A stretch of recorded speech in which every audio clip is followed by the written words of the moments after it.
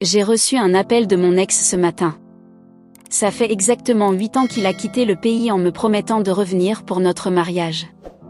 Pendant toutes ces années, nous sommes restés en contact sur WhatsApp. Mais j'ai fini par décider d'accepter un autre homme au début de ce mois. Je suis restée fidèle pendant 8 ans, et dès que je décide de me mettre avec un autre, mon fiancé arrive au pays avec pour unique objectif de me marier.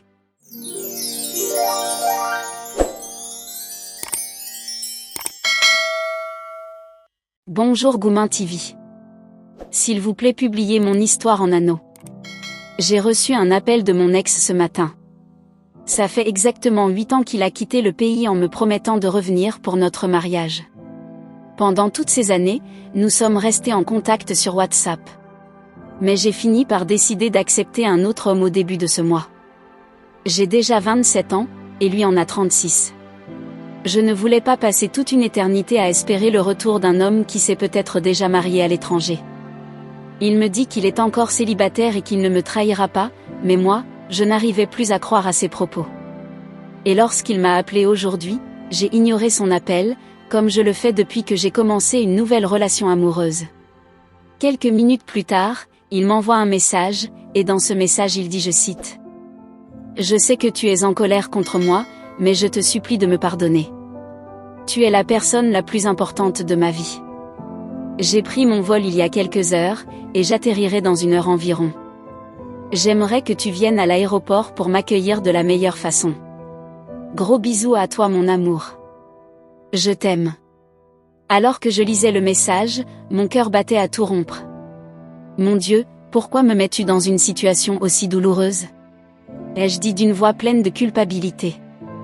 Je suis restée fidèle pendant 8 ans, et dès que je décide de me mettre avec un autre, mon fiancé arrive au pays avec pour unique objectif de me marier.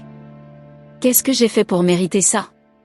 Je me suis habillée et je suis allée pour l'attendre à l'aéroport. Quand je l'ai vu sortir de l'avion, je ne pouvais retenir mes larmes de joie. Nous nous sommes embrassés pendant une dizaine de minutes avant de rejoindre sa maison. Le lendemain, je lui ai expliqué ce qui s'est passé ces derniers jours, tout en lui demandant de me pardonner. « Ne t'inquiète pas, mon amour, disait-il. Je ne vais pas te blâmer pour cette erreur. Je remercie Dieu que tu ne sois pas allé trop loin avec cet homme.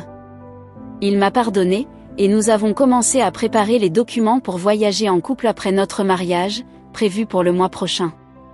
Et si j'étais déjà mariée avant son arrivée? Non, et s'il refusait de continuer avec moi à cause de mon erreur? Je le regretterais toute ma vie. Ne soyez pas pressés, les filles. Du moment où votre partenaire communique régulièrement avec vous et semble être quelqu'un de sérieux, résistez à toute tentation de tromperie.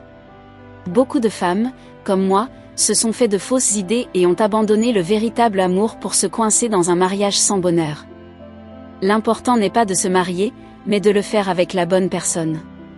Si vous avez la chance de rencontrer cet homme loyal, attentionné qui fait vibrer votre cœur, allez jusqu'au bout avec lui, même s'il faudra passer par des moments de galère et de solitude.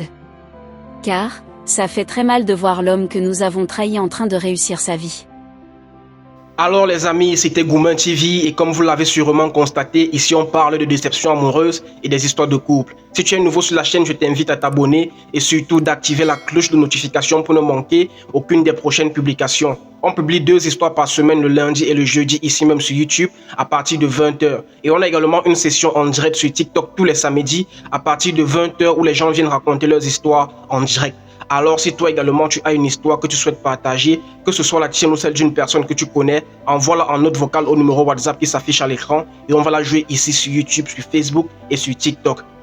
Et pour ceux d'entre vous qui aimeraient que leurs histoires soient diffusées de manière anonyme, ne vous inquiétez surtout pas, vous n'avez qu'à le préciser avant et votre voix sera modifiée de sorte que personne ne puisse vous identifier à travers elle. Et surtout les amis, de grâce, laissez toujours un commentaire et un pouce bleu à la fin de l'histoire car ça permet d'encourager les narrateurs mais également de référencer la chaîne et de faire grandir la communauté. Alors, c'est la fin de cet épisode. Si vous avez aimé, laissez simplement un petit pouce bleu et donnez votre avis en commentaire car bien évidemment, votre avis compte énormément.